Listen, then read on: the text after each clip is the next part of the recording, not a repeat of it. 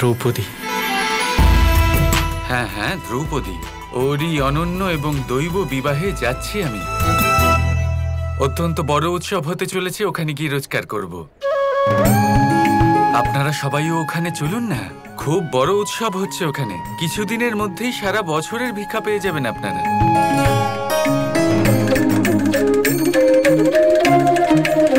আমাদের কারুর কোথাও যাবার দরকার নেই। আপনি আপনার খাবার খেয়েছেন, তো এবার যান এখান থেকে। আমাদের মধ্যে কেউ কোনোভাবেই পাঞ্চালের রাজমহলে যাবে না। এই নিন, যান। পথ দেখানো হলো আমার কর্তব্য, সেই পথে চলা বা না চলা নির্বাচন আপনাদেরই।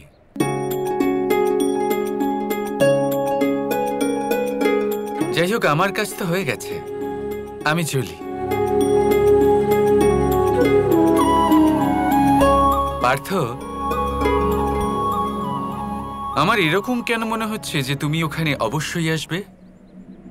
হয়তো, কিন্তু আপনি এতটা নিশ্চিত কি করে হচ্ছেন যে আমি ওখানে অবশ্যই যাব? কারণ আমার কথাবার্তা শুনে তোমার মন অত্যন্ত বিচলিত হয়ে পড়েছে। আপনি একদমই ভুল ভাবছেন। আমরা কিন্তু 5 ভাই নই, একটি হাতের 5টা আঙুলের সমান। আমরা যেখানে যাই সবাই একসাথেই যাই। ও একলা কোথাও যাবে না। 5 ভাই আর 5 আঙুলের মধ্যে পার্থক্য কোথায় জানেন? প্রত্যেক আঙুলের পৃথক পৃথক হৃদয় হয় না, এই কথাটা বুঝিনি। আর যদি কথা বলি পার্থের, তো পার্থ নিজের হৃদয়ের কথা শুনবে নাকি শুনবে না তা দেখা যাক।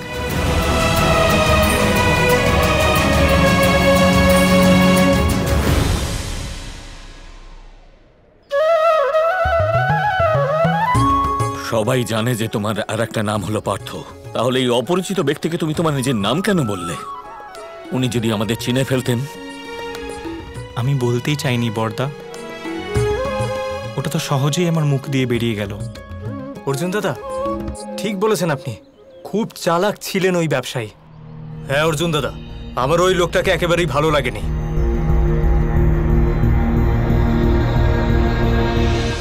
উনি কুটিল হন বা ভণ্ড, কিন্তু হস্তিনাপুর ত্যাগ করার পর উনি প্রথম ব্যক্তি যিনি আমাকে নিজের দিকে আকর্ষিত করেছেন।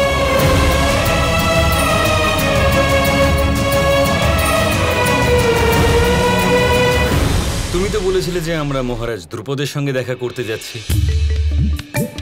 তাহলে আমাকে এই জঙ্গলে বোকা বানিয়ে নিজে পাণ্ডবদের সঙ্গে দেখা করতে গেলে? কি ঠিক বলছি তো আমি?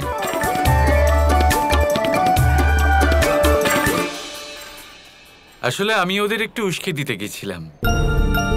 এবার পাণ্ডবরা সঠিক সময়ে সঠিক জায়গায় চলে আসবেন দাদা, মহারাজ দ্রুপদের ওখানে।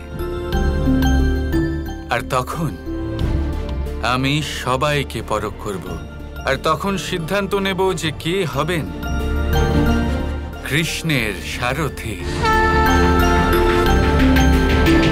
আর তোমার এই সঠিক সময় আসবে কখন কানাই?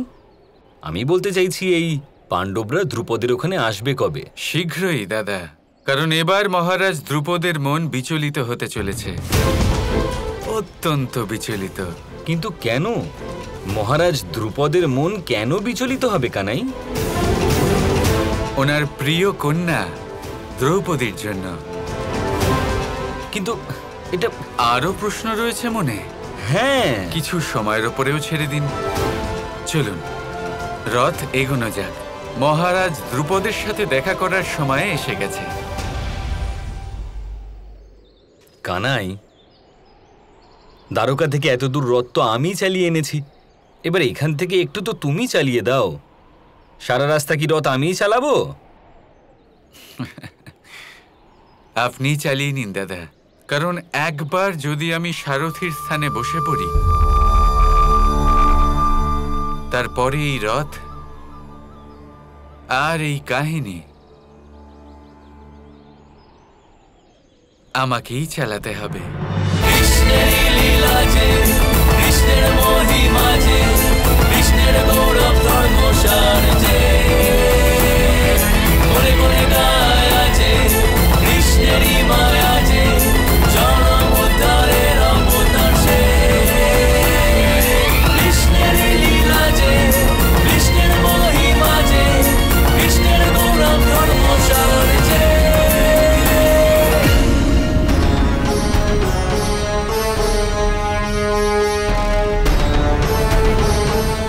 পিতাশ্রী, ভারতবর্ষের সমস্ত রাজা এবং যুবরাজদের নিমন্ত্রণ পাঠানো হয়ে গেছে। খুব ভালো। বিবাহের যা যা কাজ আছে তা বিভিন্ন মন্ত্রীদের দায়িত্বে দিয়ে দাও। সবকিছু সময়ের আগে যেন প্রস্তুত হয়ে যায়। দাঁড়াও দাঁড়াও দ্রৌপদী,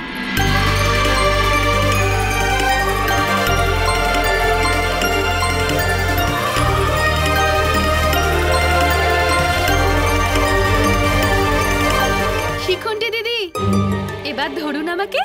দ্রৌপদী, এখানে তোমার বিবাহের কথা হচ্ছে আর তুমি বাচ্চাদের মতো খেলে বেড়াচ্ছ, পিতাশ্রীর পেছনে লুকিয়ে পড়ছো। এসব কি বিবাহযোগ্য মেয়েদের শোভা পায়? আমার মেয়ে ওর কোনো কিছুর জন্য ক্ষমা প্রার্থী কেন হবে? ও যখন চাইবে, যেখানে চাইবে, যার সাথে চাইবে খেলতে পারে। আর শুধু ও কেন, আমাকেও খেলার জন্য বলতে পারে।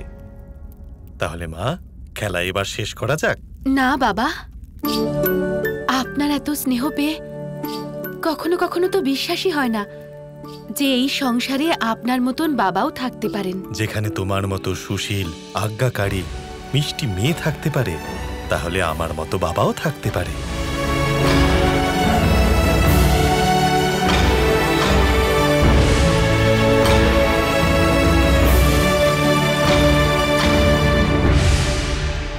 ধৃষ্টদ্যুম্ন, যখন সমস্ত রাজ্য থেকে উত্তর আসবে, তুমি আমাকে... মহারাজের জয় হোক। মহারাজ, আমাদের নিমন্ত্রণের জবাব এসে গেছে। মহারাজ, খবর মোটেই ভালো নয়। ছেদিরাজ শিশুপাল, মগধ সম্রাট জরাসন্ধ, বিদর্ভরাজ রুক্মির মতো বড় বড় রাজারা বিয়েতে যোগদান করবেন না বলেছেন। শুধু তাই নয় মহারাজ, অভিরাজ আসছেন না, নিষাদরাজ, অবন্তী, উজ্জয়িনী রাজ, এরা সবাই নিমন্ত্রণ অস্বীকার করে দিয়েছেন। সবাই ব্যস্ততার কারণে বিবাহে না আসতে পারার জন্য দুঃখ প্রকাশ করেছেন। সমস্ত ক্ষত্রিয়রাই এই বিয়ের নিমন্ত্রণ অস্বীকার করেছেন। এমনকি হস্তিনাপুরের যুবরাজ দুর্যোধনও বিবাহে আসবেন না বলে দিয়েছেন।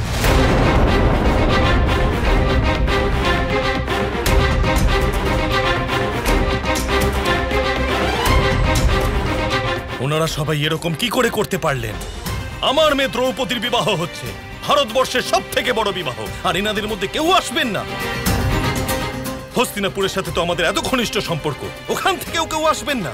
ওনাদের এখানে না আসা হলো আমাকে ঘোর অপমান করা। পিতাশ্রী, যদি দ্রৌপদীর বিবাহে ভারতবর্ষের ক্ষত্রিয়রা না এসে থাকেন তাতে কি হয়েছে? দ্রৌপদীর বিয়ে এতটাই অসামান্য হবে যে তাতে সম্মিলিত না হবার জন্য ওনাদের মনে আফসোস থাকবে যে ওরা এরকম দৈব মুহূর্তের সাক্ষী হতে পারলেন না।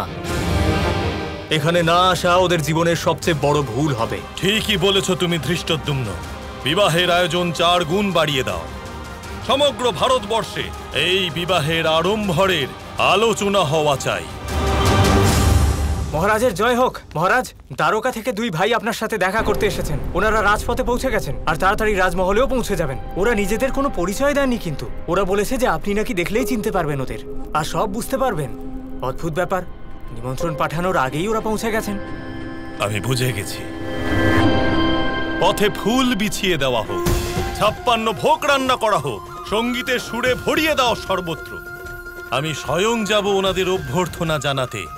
এবার দ্রৌপদীর জন্য আর চিন্তা নেই ধৃষ্টদ্যুম্ন, এবার সবকিছু ভালোই হবে।